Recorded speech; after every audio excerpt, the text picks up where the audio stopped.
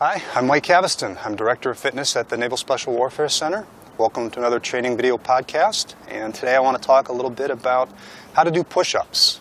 The thing I want to stress mostly is the importance of knowing the proper technique, the proper range of motion, and exactly what sort of speed you'd like to be working at. Many times people are conditioned to go as fast as possible, and certainly when you do the physical screening test, you have to do as many push-ups as you can within 2 minutes. But you want to make sure that you're not sacrificing quality to artificially inflate the number of reps when you're doing your general training. So when we're doing push-ups, we want to make sure that we go through the full range of motion. We want to go all the way down so that we're touching the ground, and come all the way up so that the elbows are straight, and even protract the shoulders a little bit. Go for even a little bit more distance there. So that's the full range of motion. And when we do the activity, we want to go slow enough so that we actually have to resist gravity going down. Maybe not this slow. I'm just sort of illustrating the point, but we don't want to fall down without any resistance at all. And so 10 push-ups, the cadence might look as opposed to doing something like this, which isn't going to be as effective in terms of preparing you and developing the core strength and the chest and shoulder strength that you're trying to develop. And that concept is going to apply to other activities that you'll do, including pull-ups, including flutter kicks, including sit-ups, and any other calisthenic exercise that you can think of where your body weight is providing the resistance. So just a training tip to think about, and this has been another training video podcast.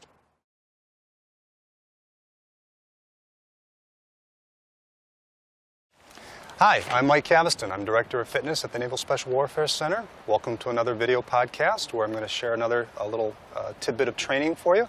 Today I want to talk a little bit about doing pull-ups, which have to be done multiple times throughout the duration of BUD/S, and so it's important to develop the necessary muscular endurance to be able to lift your body weight up off the ground many, many times. One of the training tips that I think that would benefit you is to learn proper technique and be sure to do all of your pull-ups with the proper range of motion. And so I'm going to come on over here to one of the pull-up bars and illustrate what I'm talking about. You want to make sure that you do the pull-ups from full extension at dead hang and bring yourself up to the bar so that your chin comes completely over to the top of the bar. And then when you come back down, it's important to resist gravity a little bit so that you don't just come down too quickly. Use that opportunity to resist gravity to challenge the muscles a little bit more. Going down to full extension and then coming up for another rep and then repeat that. Now, of course, when you're doing this for the PST, you would go a little bit quicker and not tire yourself out by resisting gravity. So that's a slightly different technique that you can practice from time to time. But to get maximum benefit, you want to challenge yourself not only by going up so that your chin's over the bar, but lowering yourself down with control, developing the strength and endurance that you're going to need to do well on the PST and to satisfy your instructors when you get to BUD/S. It's been another training video podcast. Hope it's been helpful.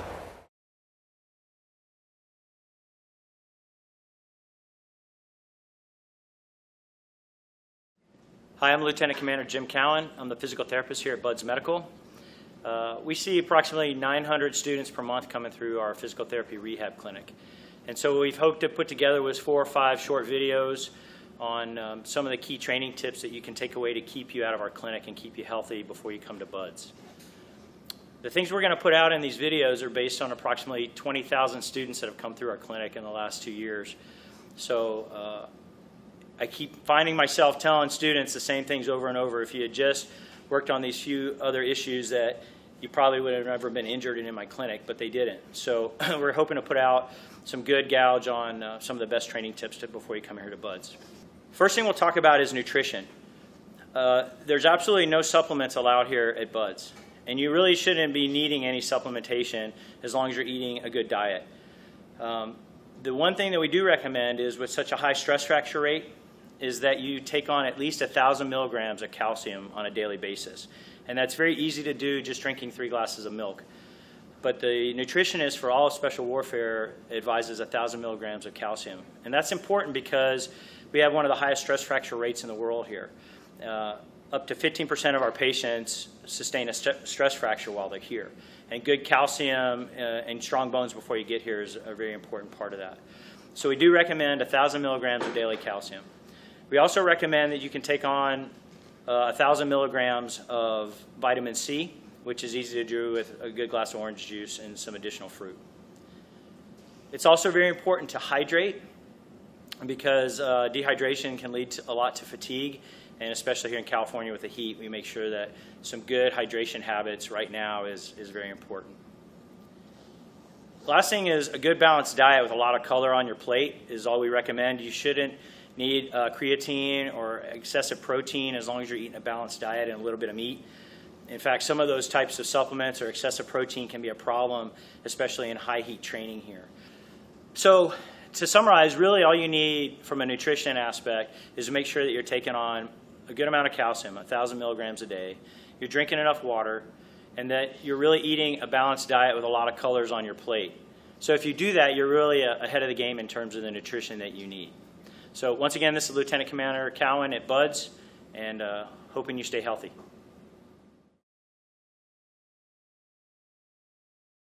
Hi, I'm Mike Caviston. I'm the Director of Fitness at the Naval Special Warfare Center, and welcome to another training video podcast. I want to talk for a couple of minutes about the importance of hydration.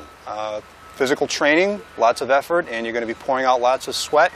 Even in an environment like Coronado, where the temperature is rarely extremely high and the humidity's not that much, with all the physical exertion, students lose lots and lots of fluid, and so they need to replace it constantly. And so my major recommendation is to not only be smart and have water available while you're training and replace fluids when you're done exercising, but make sure to be hydrated before you even start. In other words, hydration has to be something that you pursue aggressively all day long, from the time you get up until you go to bed. And so regularly drink fluids, mostly water, juices, sports drinks, maybe occasionally. I dilute them a little bit first, but primary thing that I want to convey is the importance of getting liquids into your body on a regular basis. How do you know if you're hydrated enough? Well, a couple of things that you can do is pay attention to your urine output. You should be peeing a lot, basically, and the urine should be relatively clear. Another major thing that can tip you off into how well you're hydrated is when you go to sleep at night, you should wake up during the night to use the bathroom. Or if you don't, when you get up, you should definitely have to go right away. If you can sleep through the night and get up without having to use the bathroom, then you're probably not hydrated enough. So just something to think about, and a habit that you want to get into before you show up here at BUD/S is make sure that you're used to hydrating on a regular basis. This has been another training video podcast.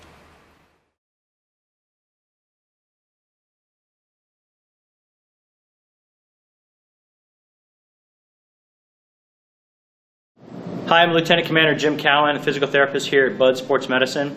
I just want to wrap up our last series concerning sports medicine topics here at BUD/S and some better preparation things that you can be doing here.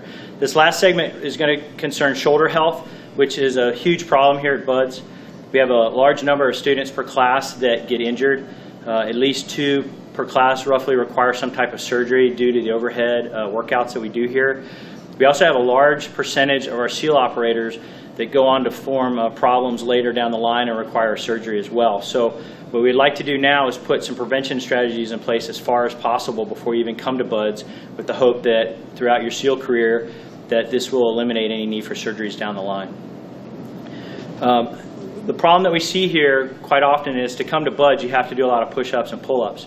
And so that really overdevelops certain muscle groups while leaving others very weak. And just like you wouldn't want to have just a bicep and no tricep, you really want to have equal strength and balance around your shoulder so that it can perform the way that it needs to do. We find that routinely that most of the students, because of all the push-ups, have a very overdeveloped and strong chest and a relatively weak back. And so their chest and their lat groups, because of the push-ups and pull-ups, dominate their shoulder and lead to problems that usually require surgery or at least some intensive rehab down the line. So we're going to talk about in the video a couple key stretches that will keep your shoulders healthy, and the exercises that we recommend most of our surgery patients and students to prepare to get here to have a good healthy shoulder before they come to BUD/S. Okay, so the first muscle group that we're going to look at that is typically overdeveloped is the lat group. This is because all the pull-ups that you have to do to get here, right? We make that a requirement, so this is just happens to be one of the problems. So we really like to keep your lats stretched out because the tight lat muscles really tend to bring your shoulder blades forward and cause a lot of problems. You can see the way we look at this is this overhead position. In this position right here, your arm should really be able to touch the table. And if you can't, that really does kind of show that your lat muscles are a little tight and keeping you off the table. Lat muscles need to be stretched out both from your shoulder health and also your ability to be able to do the log and boat overhead work that we require that's overhead, and tight lats really restrict that. So the first stretch we're going to show you is how to stretch out your lat muscles. So one of the best stretches I like to work on, the really focused lat stretch, is this kneeling. We call it a prayer stretch. It really is a nice focused lat stretch here. You can just get your elbows on a weight bench or your desk or anything about this height and really drop into a nice, and most of my patients say, really they feel a very nice focused lat stretch there. It's one of the two most important stretches for shoulder health before you come to BUD/S. You've got to be able to be overhead comfortably from a flexibility standpoint and a strength aspect to really not have problems here. An alternative position to stretch out your lats and really do a nice overall back stretch, if you prefer, this is another one that you could try, and really just go with the one that you feel the best and you feel the best stretch with. It's just a nice head down, rocking back on your heel type of stretch. This is nice because it puts your shoulder blade in a good position to stretch, works on your lats, also stretches low back all at once, so it's a pretty good all-encompassing stretch. But really the focus needs to be in this particular stretch of your lat muscles. Okay, the second really tight group of muscles that most guys prepare to stretch out before they come here is their pec muscles. They get very strong, and that's great, but they also get very tight. Usually tight muscles are very strong muscles. So in this position laying on your back, I shouldn't be able to reach my hand under your shoulder blade. This forward shoulder position really is a tight pec muscle holding in there. Those shoulder blades should really be able to lay flat on the table. As you see, as he springs forward, that really is just a tight pec muscle that does that. And with that forward position causes a lot of problems. So the best stretch that I like to work on these tight pec muscles is just a nice corner stretch. You want your elbows slightly higher than your shoulder muscle, and you really should feel it on this diagonal line right across your chest here, deep. Right? That really is going to help you stretch out to get your shoulder blade to a really nice neutral position and avoid the problems. And just like always, you want to hold these stretches about 30 seconds or so. A couple reps at the end of your workout for 30 seconds would be a good idea. And this really is a good position right there to help stretch out those pecs. Okay, let's start talking about some of the specific strength exercises. Like I said before, guys work out a lot of the external group muscles, but they don't really work out the deep muscles that help stabilize your shoulder.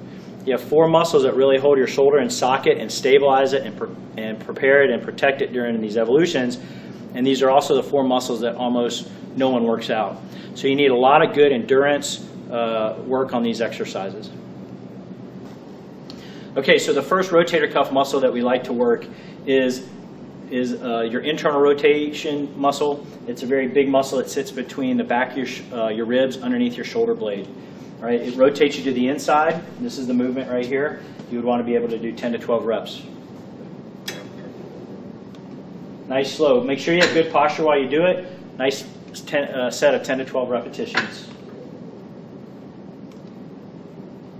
Okay, work in the back side of your shoulder, the rotator cuff muscles that externally rotate your shoulder, and these are very important because they counteract all the pull-ups and all the overhead work. They're very good at protecting and stabilizing your shoulder against overhead activities. So they're very important. No one hardly works these. Really nice external rotator cuff movement. As you do these, I want you to really focus on feeling it right here on the back side of your shoulder as you do that. And try not to cheat it and make it a tricep extension. It is not. His wrist is really facing forward as he does this motion, and it's really long down, strong in a way, feeling that motion right here on the back of your shoulder. An additional position to do those same type of exercises, internal and external rotation, and really work that cuff, is really with the arm at your side position. You can put a workout towel under your arm and really make it a focused internal and external movement. Always with good posture. Keep your shoulders open. Keep those shoulder blades open while you do this so you're not causing problems. And like we said, we want to recommend about 10 to 12 repetitions of all these exercises. I like to see them done as a circuit. I don't want you just doing 3 sets of 10 to 12 repetitions. Really do all of them as a single set, but do multiple circuits through so that you're getting 2 or 3 sets of 10 to 12 reps. And once again, here's another position for the external rotation. Now if this arm is tucked in and it's a pure external rotation. I want to come out just about where my hand is, slow with good form.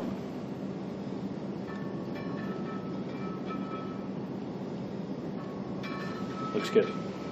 All right, this next rotator cuff exercise, we've talked about the muscles on the back and the front side of your rotator cuff. We haven't really talked about the one on the top. That's really done in this 45 degree, coming up about halfway, not too high. Through this mid-range causes a lot of tendonitis and problems. I like to keep it very low and focused. Looks just good. Right there, 45, thumb up position. And that really wraps up the rotator cuff itself.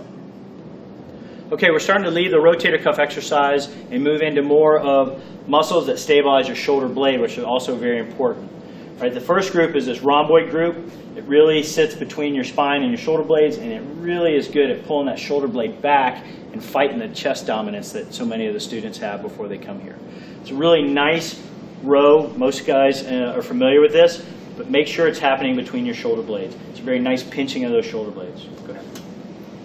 Right, really focus on letting that shoulder blade come forward and then retracting it really well here between your shoulder blades. That's good. Okay, the next exercise really works the serratus anterior. It's a really big, powerful muscle that comes up along your ribs. It's probably one of the most neglected but important muscles to strengthen before you come here, because it really undoes a lot of the bad things that the strong chest and pecs and lats do, because it really takes your shoulder blade and opens up your chest and opens up things in a proper position. Many thrower athletes work on this. We see it along pitching athletes as being a problem. It's a very good exercise to work on.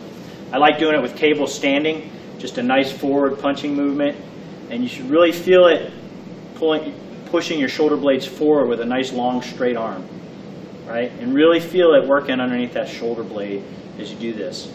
And another way you can do it is laying on your back with dumbbells on a press and doing it this way as well, just laying flat on a weight bench. But I like to really do it standing. It's unstable. It's very good for your shoulder to do it this way for me, because it works on balance as well as strength. All right, another exercise that's very good for your shoulder is working the upper traps. They tend to be very strong already, but it's still a very healthy exercise for your shoulder because of the way it comes along the whole top of your shoulder and opens things up for you. So just doing a nice dumbbell shrug is very good, but I like to see it done really just in a single plane. I don't like a lot of rolling type of shrug. I like just a really pure upper trap shrug to work that upper portion along the top of the shoulder. All right, also with that, bicep curls. Nothing wrong with biceps curls. They're very good for your shoulder. The way the tendons come in, they help depress the shoulder and really stabilize it. So bicep curling with dumbbells is fine. Preacher bench, however you like to do your dumbbell curls is just fine. They're very good for your shoulder.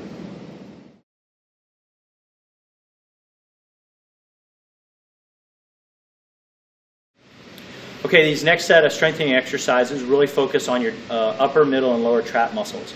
I find that this is probably one of the weakest area, no matter if it's a SEAL operator or a student here in training. This is one that's very often neglected, and it's very important to help open your shoulder blades up as well. Most guys, it's very common for students to come here, be able to bench press maybe 200, 220 or more pounds, yet barely be able to hold their middle and lower trap up. If I were to line 10 students up on my table in this position and resist them, go ahead and resist me. Right? Very weak in this position right here. Also, very weak in the lower trap position right here. Right? Most guys, I don't care how big they are, I can break with one finger. It's amazing. Guys are amazed at how weak they are in that position. You've got to have equal strength in your back, just as strong as your pecs. You've got to have equal flexibility. So you have to work on avoiding these strength imbalances and flexibility imbalances.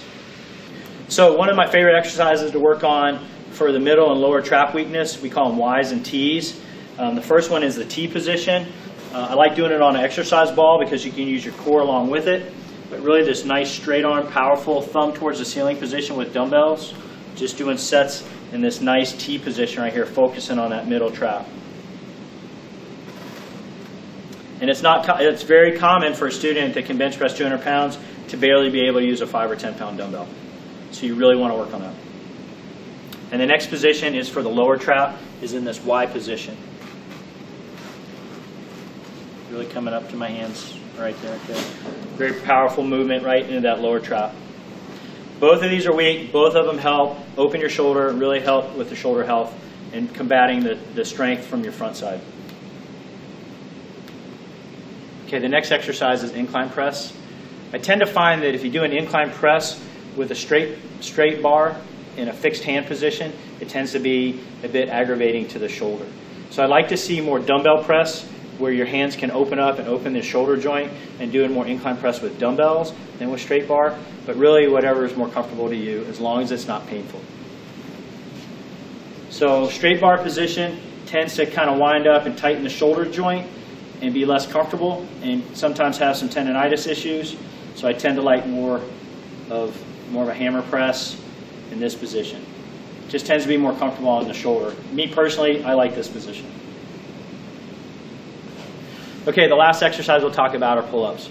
I think pull-ups are a very good exercise. I think if the workout becomes only pull-ups, where sometimes guys are doing pyramid sets or doing high numbers, 100 to 200 pull-ups in a workout, that tends to be a problem. All right, just like we talked about, the lats get extremely strong. You still have to do pull-ups before you come here. You really should be able to do double-digit pull-ups before you come to BUD/S. 12 to 15 would be a good starting score, and most guys here can do over 20 dead hang pull-ups. So you do have to do them, but it's just important that we work the other groups so that you can get away with that without having problems.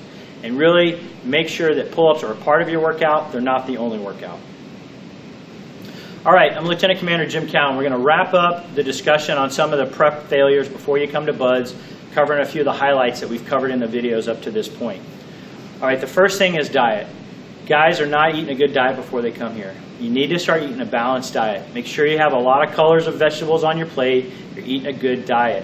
That diet should also include 1,000 milligrams a day of calcium. We've had some of the highest stress fracture rates ever reported in military training here. Our rates are down much better through these type of prep videos, but we still need good bones before you come here.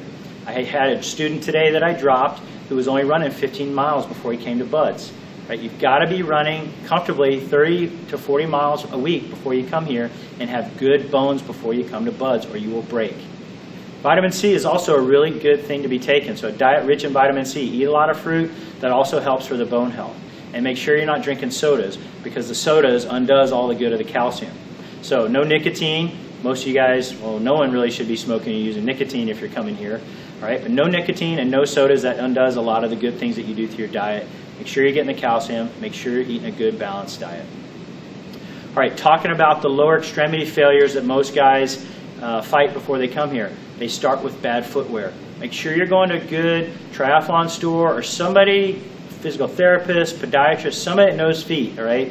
Make sure they know your type of foot and they have you in the good kind of running shoe that you need to be in. You need to be changing that running shoe every 6 months or 400 miles. That's the recommendation for the military, and that's true. You will break down a shoe in about 4 months with high mileage training.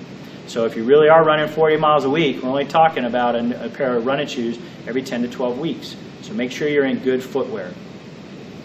Also make sure that you're used to running on unstable terrain. If you're just running in your neighborhoods where it's nice and flat, all right, and then you come here on soft sand, it will be a big reality problem. So you've got to be doing some kind of unstable trail running, unstable terrain running, running in sand, running in soft sand. The last thing you want to do is show up here at BUD/S and not have been running comfortably on unstable terrain, probably up to 30% of your mileage. You need to strengthen the muscles around your shin. We've talked about these stress fractures in the lower leg, right? That's at least a 12-week roll if you come here. You need to build up the muscles that surround your shin, and we've shown you that in the video. Make sure that the muscles are there protecting your shin bones and keeping it strong. And the last thing, I tell people, if you only did one stretch for me before you came to BUD/S, it would be a calf stretch 2 or 3 times a day, because most of the lower leg problems that we see somehow relate in some way to calf inflexibility. So stretching your calf muscles routinely all through the day is a good thing before you come to BUD/S. Also, we've talked about the weakness in the lateral hips. Right? Guys do a great job at strengthening their quads and their hamstrings and their calf muscles, but they totally neglect these lateral hip muscles. And so when you start to run, you get a lot of knee problems from weak hips. Most of the knee pain that we see here actually aren't knee problems, they're hip weakness. So you've got to make sure that you're working on the lateral hip strength to avoid the knee problems, right? Because that is a big failure, and I see it time and time again. If I line 10 kids up only one will have adequate hip strength in the lateral hips. Almost every one of them has weak lateral hips. And the last thing is shoulder preparation. You need to work your rotator cuff. You need to stretch out your pec and your lat muscles to undo all the strength that you're working on for pull-ups and push-ups to get here, okay? And you also need to be working out and be very comfortable in the overhead position, right, with up to 30 pounds for 30 or 40 minutes, because that's coming as part of the log PT or the boat PT. It's not uncommon for an hour for the students to be overhead with a log of 200 pounds for 6 guys. So, 30 to 40 pounds overhead for an hour is the requirement. And you need the flexibility and the strength. We have a lot of our students when they're on the bicycles with 30-pound medicine balls overhead. They do a lot of overhead medicine balls on the treadmill and on the bicycle to prepare the overhead strength and endurance that they need. Also, you need to be comfortable with your hands in front of your ears. Do not be behind your ears, as this causes most of the nerve injuries that we see here. Right? So you need to be very comfortable with your hands right in front of your ears, right over your forehead, and be able to maintain 30 to 40 pounds there for up to an hour sometimes. So you need to start working on that now if you want to do well when it comes time for log and boats. All right, these are the highlights. Hopefully this keeps you healthy, keeps you out of our clinic. Good luck, and we'll see you at BUD/S.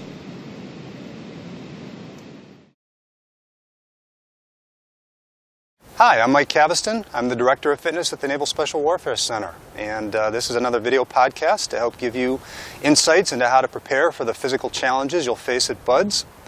One of the toughest physical evolutions that anybody has to go through is log PT. And these logs weigh from 180 pounds to about 210 pounds.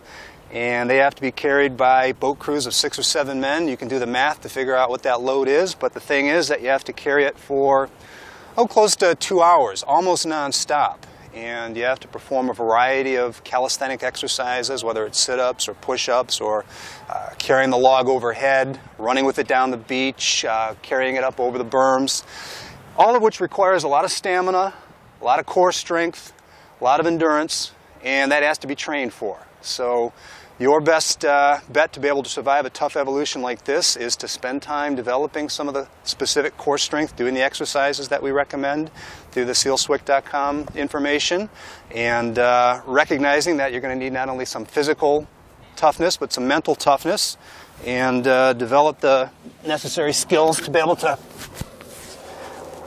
carry these things great distances.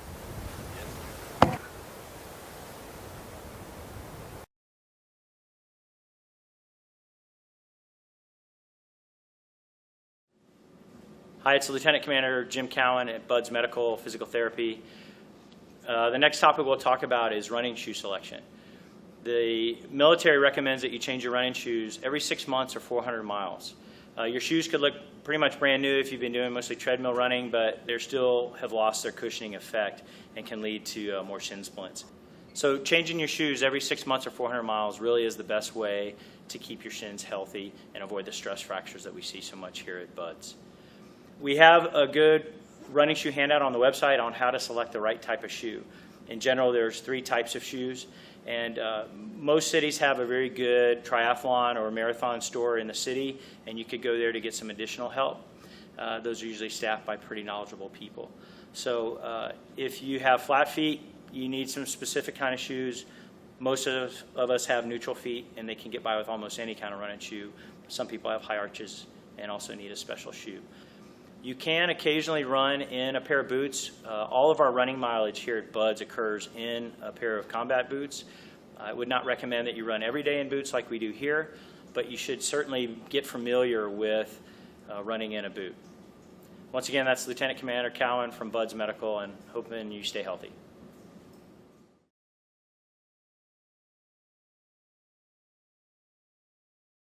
The next thing I would also encourage you to do is to slowly progress your mileage to a 40-mile per run week goal. Your bones can only handle 10% more than they were doing the week before. So when you come here to BUD/S, you will be running at least 40 miles per week. So it should be a good goal for you to slowly, over time, progress your mileage to at least 40 miles per week running. And as I mentioned before, with the unstable sand here, it's also a good idea that at least 30% of your training mileage should occur on some kind of unstable terrain, whether that's trail running in a local park or running at the beach like we have here in sand or some country dirt road. I don't really have a preference. I just really recommend that you make sure that 30% of your training mileage occurs on some type of unstable terrain. Also, I would say that in terms of progressing your mileage, you should never run more than 10% more than you did the week before. A slow 10% progression each week from a very comfortable, familiar mileage to start from is how you should progress. So if you're comfortably running 20 miles a week, we're only talking about a 2-mile increase every couple weeks until you are getting up to some decent mileage. So you should really strive to a 40-mile run week, and you should make a slow, steady effort, no more than 10% more than you were doing the week before.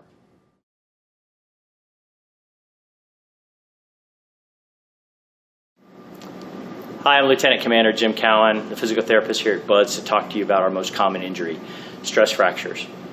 Historically, our stress fracture rate were some of the highest in the world here, around 15 to 18%. Roughly 6 guys out of a class of 30 develop some type of stress fracture. With some prevention strategies that we've been putting in place, we find now that our stress fracture rates are about 4 or 5%, which is acceptable, but I think we can still do better.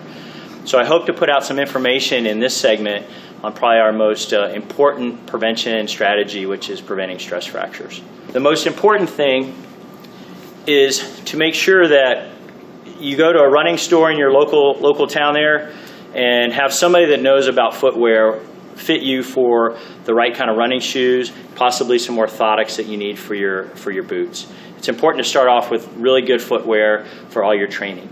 And we recommend that you change your running shoes every 6 months or 400 miles.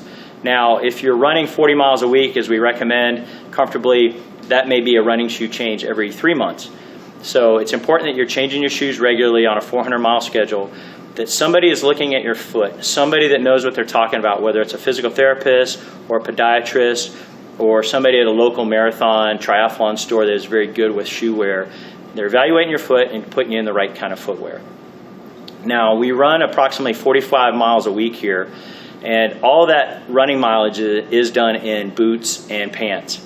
I don't recommend that you do 100% of your training in boots and pants, but you should also be doing some familiarization runs in boots and pants to get used to the added weight and how things are a little different in a boot and a pant.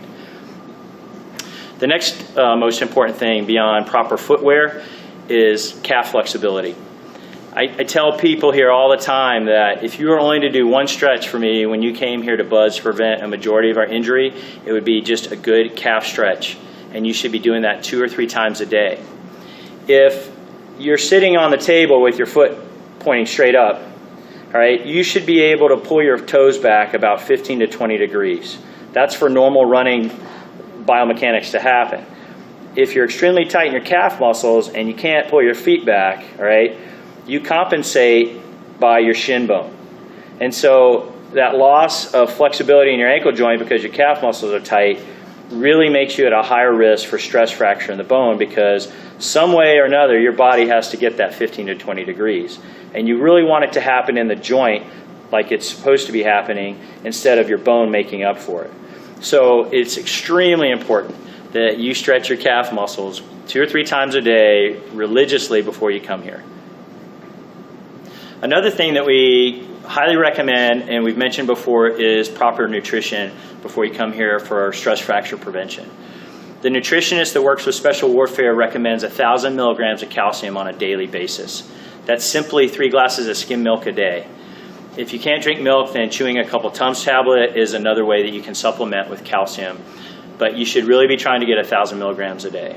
Now, don't go overboard and take 3,000 or 4,000 milligrams a day, because that could lead to kidney stones. But we really do recommend, at least for bone health, 1,000 milligrams on a daily basis of calcium to help your bones stay strong and prevent the stress fractures as well. And as always, eat a good balanced diet with a lot of different colors on your plate, a lot of different vegetable colors, and avoid any kind of illegal supplementation like creatine or protein powders. All right, we mentioned about the importance of calf stretching to prevent stress fractures. You have to have adequate toe-up ability to run, and if your calf muscles are tight, this bone will compensate and break. So what we recommend is that you do at least 2 or 3 times a day 2 or 3 repetitions of a minute stretch. And it's important, and most people tend to know how to stretch their calves, but they neglect doing it in both positions. So the first position really is with your knee straight. Okay? This gets your true calf muscle that attaches behind your knee, and that's a very good way to stretch it. But also, you need to bend your knee about 30 degrees, right? And this now gets the muscles that attach below the knee joint, the deepest muscles that affect the ankle range of motion as well. And you can see here he has very good calf flexibility, and really you should be able to strive for about a 15 to 20 degree toe up position like that. So stretching these calf muscles, leg straight and leg bent position is your goal 2 or 3 times a day. Okay, I want to talk a little bit about the motions that the muscles around your shin bone do and some of the exercises that you can do to help strengthen the bone and keep it from breaking. So the muscles around your leg do 4 main motions. They point your toes down, right? And that occurs in more your calf muscles. They roll your ankle in. That also involves these backside muscles here. Okay? They pull your toes back, which involves this front lateral portion here. And they pull your ankle to the outside, which involves a few small muscles out here. And so stress fractures occur either because you're ramping your mileage too fast, but also if the muscles around your bone don't have sufficient endurance and strength, it leaves the bone vulnerable to fracture. So one thing that you can work on is trying to work these 4 motions around your shin bone and keep them just as strong as you can through a couple different ideas that I'll show you right now. So if you can go to a local sports store, or if you have access to a physical therapist or any other kind of sports or athletic clinic or even sports store, they should be able to give you some exercise band like this.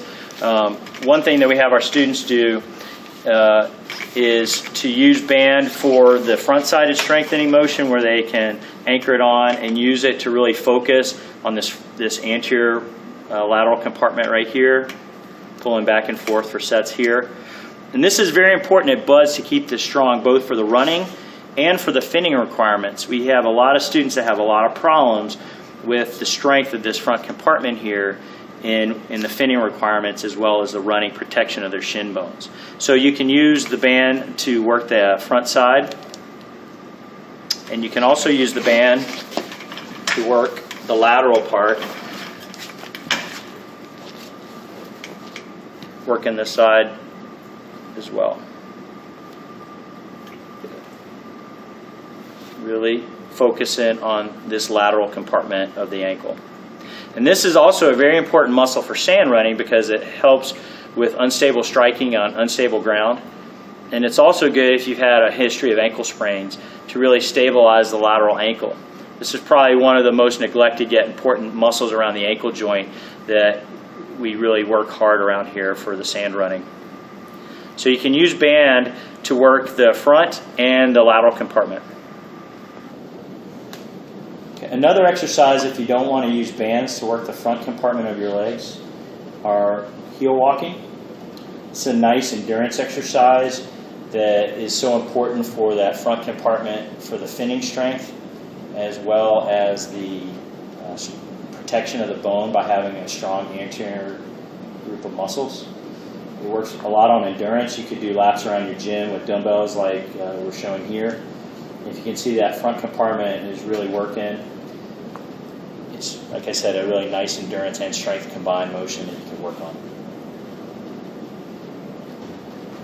Probably one of the easiest backside calf strengthening drills is just a nice calf raise. Doing it on a slightly elevated platform is a good idea. It really lets you get to the full stretch at the bottom, as well as the strength work at the top. So with weighted dumbbells, you can do high rep endurance type sets are good, and just nice slow control. This is a good demonstration of that. So we've shown you how to work band for the front and side muscles. We've shown you some ideas with dumbbells on how to work the back compartment here with dumbbell raises, as well as heel walking to work a free weight version of that front side of the compartment. So all of these muscle strength exercises for the groups of muscles that surround your shin bone are extremely important to prevent stress fractures. Having strong muscles with a lot of endurance to protect that bone as you slowly ramp up your mileage is your best prevention, as well as having a nice flexible calf muscle group. And hopefully that'll keep you out of our clinic. So the last exercise we're going to talk about here for stress fracture prevention, as well as our knee pain prevention videos, is what we call monster walks here. This works a lot of the lateral hip strength that is very much neglected by guys before they come here, and it becomes a big problem for them. Having a very strong lateral hip muscle group has been shown to help prevent a lot of running knee pain, as well as I feel some of the stress fracture problems that we have here. So once again, using some band around your ankles, and in this case we're using some nice overhead medicine ball work here to simulate his portion of the log. You can start some lateral hip drills. And it's important while you're doing this to really not let your knees collapse inward. The knees stay open while he's doing this. And then at the end, you can actually integrate some squats at the end of the shuffle here. Once again, making sure that your knees stay open and that they don't collapse inward.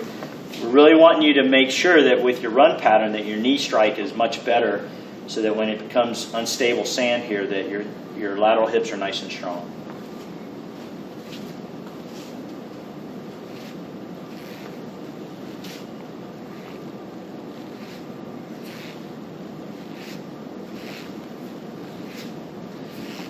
Like I said, this is probably the most neglected muscle group that guys fail to work out before they come here to BUD/S, and it really does become a problem for many of them as soon as they get on unstable sand running. So make sure that you're incorporating some glute medius lateral hip work. So to wrap up the stress fracture portion, I think it's important that you are investing in some good footwear, that somebody evaluates your type of feet and make sure that you're in the right kind of footwear, that you're changing that footwear every 6 months or 400 miles, that you're making sure that you have a good diet that includes 1,000 milligrams of calcium, that you are stretching your calf muscles for an extremely flexible calf group, that you are running 40 miles a week, and that you slowly progress 10%, no more, per week as you get to that goal, and that the muscles around your shin bones are extremely strong with good endurance. So I'm Lieutenant Commander Jim Cowan, wrapping up here at BUD/S and wishing you good health.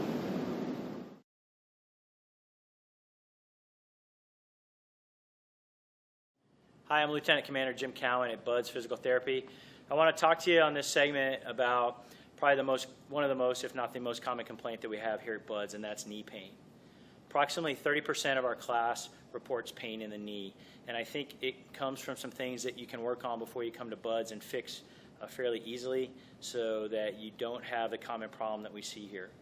So most of the problems that we see in terms of pain from the knee comes from 3 common locations. So this is looking at your knee as a model from the front side. This is your right knee looking from the front. Okay, so you have your thigh bone, your femur bone, your kneecap,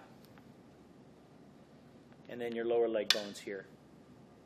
So if you rotate looking at your right knee from the side here, right, most of our common pain comes from 3 areas. Underneath the kneecap, where it rubs excessively hard on the knee.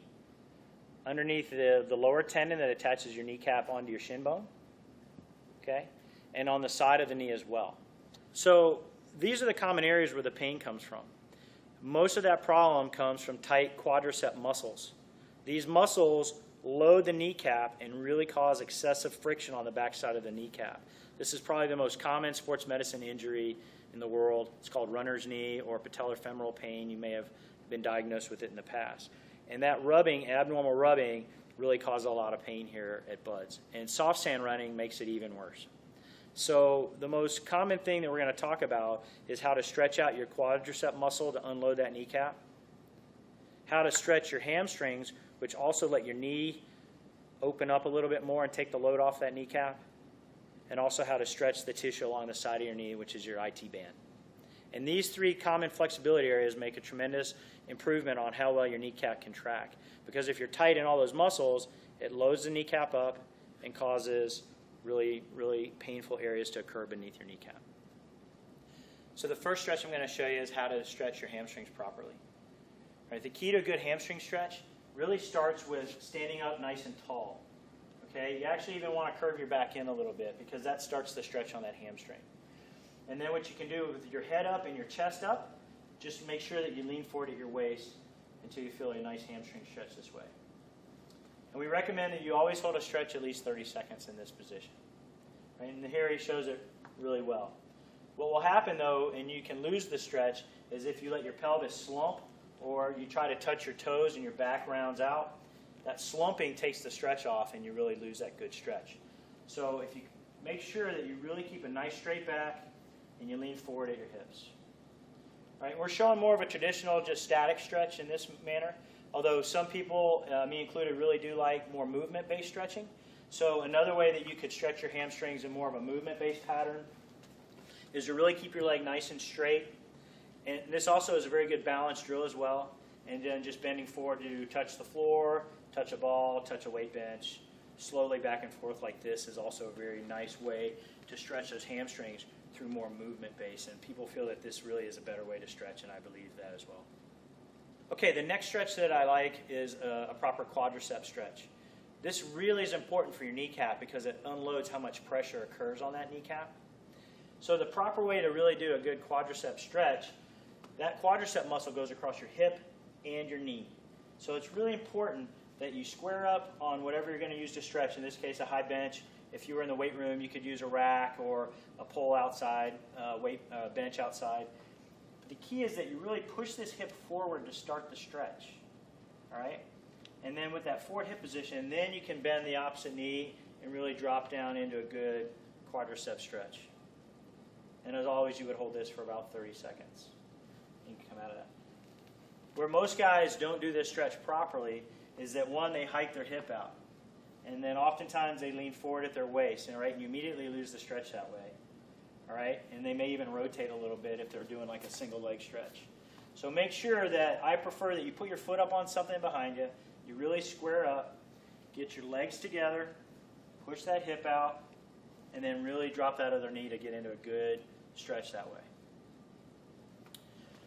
Another stretch that is a movement-based stretch, like we show you with the hamstring, doesn't really focus entirely on the quad, but yet it's a very good hip stretch to keep your hip loose, which is involving the quadriceps muscle, and it is more of a dynamic rotational stretch. It's just a kneeling lunge with a nice rotation back and forth.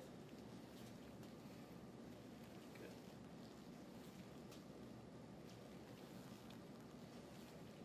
And you really want to accentuate a lot of trunk rotation and feel it through that front side of the hip. So the last stretch that I recommend for the knee is for the IT band. The iliotibial band is extremely commonly inflamed here. ITB stands for I tried Buds. Everyone here at Buds has it. It's extremely painful. It's not dangerous, but it does give guys a lot of problems. That IT band starts in two places muscle-wise. One is off this front muscle under your front pocket, and the other part is off your butt cheek here in the rear area. And those muscles come together down the side of your leg and attach along the side of your knee right here. And at about 30 degrees of knee bend, it rubs. And once again, soft sand makes it extremely painful here.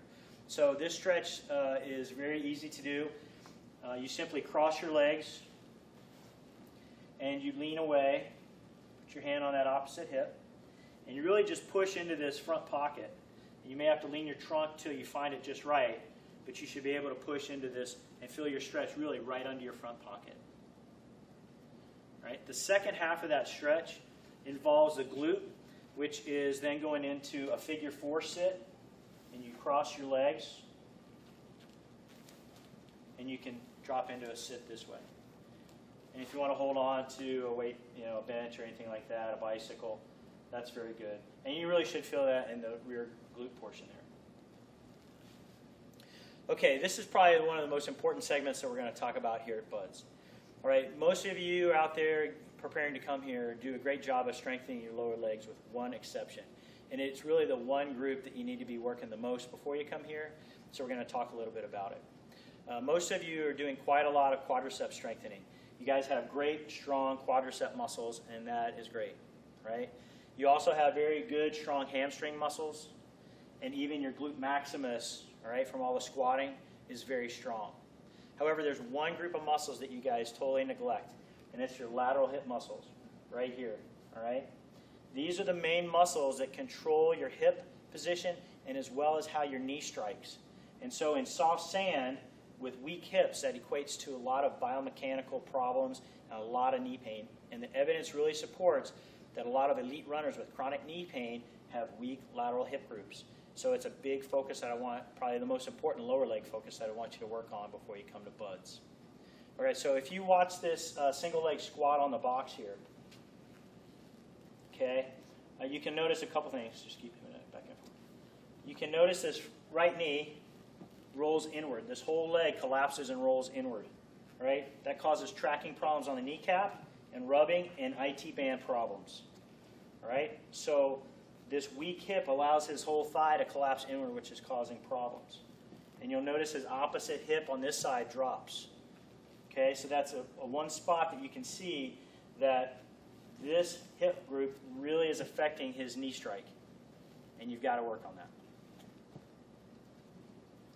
Okay, once again, as you can see, we're going to look at this lateral hip strength. Once again, quadricep muscles extremely strong on everyone that comes here. Hamstring muscles very strong. All right, glute maximus very strong. Glute medius very weak. All right, if you can look at holding his leg here, this would be a 3 out of 5 on a scale of 5. That's a 3. All right, as we push, most of these guys, I would say the average score on hip strength here at BUD/S is at best a 3.5 out of 5. They need to be 5 out of 5. Every other group, I guarantee you, is probably 5 out of 5 except this one, and it's a problem if you're running in soft sand with weak hips. All right, so I'm going to show you some of the common drills that we use to promote that lateral hip strength to fight the big hip weakness that we see here at BUD/S. All right, my favorite is monster walks. We do it with a overhead medicine ball of 20 to 30 pounds to start getting ready for the overhead log PT and boat PT that is such a problem for the shoulders. So we can integrate overhead endurance along with the lateral hip strengthening drill that so many guys need. So for the monster walk, we'll go overhead with the ball, and it's a really nice lateral movement. All right, and around his ankles we have some exercise band. You can find that locally, any sports store. All right, and he'll tell you that he's really feeling that burn right here on the lateral hips. Okay, and you can do these as laps around your weight room. As you get to each corner of the gym, you can do some air squats, really driving your knees to stay open and not collapse in like we showed earlier. We're just trying to avoid that knee from rolling in with good lateral hip strength. And you can do 30, 40, 50 air squats on either corner of the gym as you did some laps with this. And that's a really nice all-encompassing hip and shoulder workout. Okay, another drill we have folks work on that is really what we showed you earlier is working on the technique, watching how your knee strikes, making sure that you're aware of how a good knee should track and not roll inward excessively. So we have guys do a lot of step drills. You could step on a weight bench and look at yourself in the mirror that way, or if you have a small step with a mirror available, that's also a very good strength drill and just technique work as well. So you can do the single leg squat like we showed earlier. The key is as you watch yourself in the mirror do this, is to have your hands at hip level here and really monitor your hips, make sure that they stay level and that they're not dropping on that opposite hip, that they really stay level, that you focus on firing that muscle and keeping your hips level. The other thing is that you're watching where your knee is tracking. You want it to track straight out and straight back, not start deviating towards midline, to really be able to work at controlling that knee squat with good form. And the last thing you want to look at is your shoulders. Right? You don't want to lean into the stance leg because that eases the work requirement as well. So your shoulders should stay equal and level, your hips should stay equal and level, and your knee should track straight out and straight back. And you need to really work on good technique with that. Okay, so the last drill that I really like for the lateral hip strength are just side cable raises. You can do this. Almost every gym has some kind of cable rack available to you. So we have our students do this single leg. It's a very nice slow raising of that leg, focusing on the lateral hip and not cheating with the stronger glute. Right? Just nice slow sets of 10 to 12 reps. Right? Nice and slow up. Just to about that 45-degree point. And this works the hips in two ways. This hip is actually working for the strength movement, and the opposite hip really has to be used to stabilize and balance, so it also gets a good amount of work on this as well. So pure strengthening and balance. It's a good balance exercise for any kind of knee, hip, or ankle injury. So we do this quite a lot. I do like this one. So we're going to wrap up talking about knee pain. All right? It really is in two areas that you need to focus. One is on the proper stretches of the muscles that have some influence on your kneecap, mainly your quadricep muscle, your hamstrings, and that IT band that runs along the side of your leg. You need to work on these stretches at least twice during the day. Once after your workout, during that 5 minutes while you're cooling off, and one other session during the day is what we recommend. A couple stretches, a couple repetitions, holding for about 30 seconds is all you need to do that. But if you work on those key areas, it will have a large influence on your kneecap, how it works, and how little pain that you will have while you're here, right? The other is really one of, like I said, the biggest things that is neglected here. We talked about it in the stress fracture segment. We're going to talk about it in the knee pain segment. Right? It is your lateral hip strength. You've got to work on these lateral muscles and keep them strong. They're going to be the best friend of your knee and your ankle when you come here running in soft sand. Also, we mentioned, 30 to 40% of our mileage is done on unstable soft sand. So just like we mentioned in the training tips, make sure that your running is happening on some kind of unstable surface, whether it is a farm road or trail running or beach if you have it, but you need to make sure that at least a third of your mileage is on some kind of unstable surface so that your knee gets used to that requirement, all right? And that combined with the right stretching and the right lateral hip strengthening should get you a long way to avoiding the knee pain that comes here at BUD/S. So, Lieutenant Commander Jim Cowan, here's hoping that you have some good knee health and you stay away from our clinic when you come to BUD/S.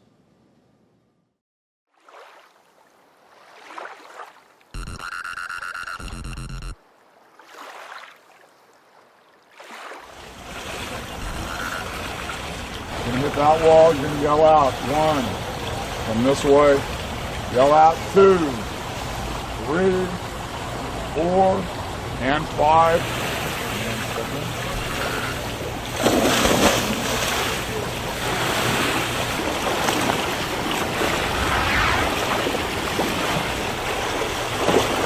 Plus 1.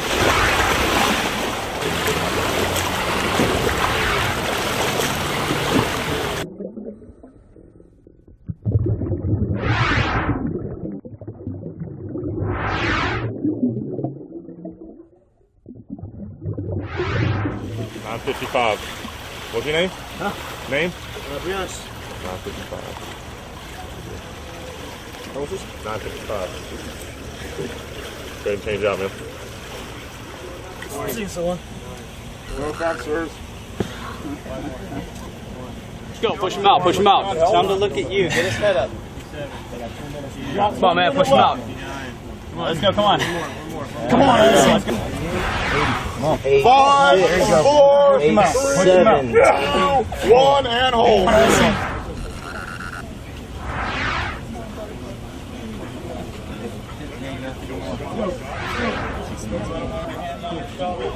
Hands on the shoulders, snaps. Okay. Got to rest in the up position.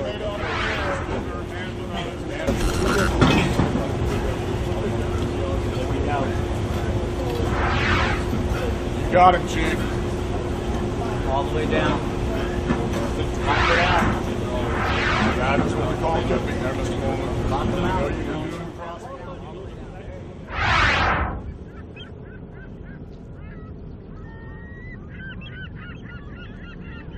Find that 110% and pull it out here. It's a muggy day. I'm not going to blame a failure of a run on a muggy day. Okay, this is your typical morning in, let's say, Indonesia or Thailand or Vietnam or wherever you are. It sucks. It's muggy, and this is nothing compared to that. Stand by. Oh, sorry.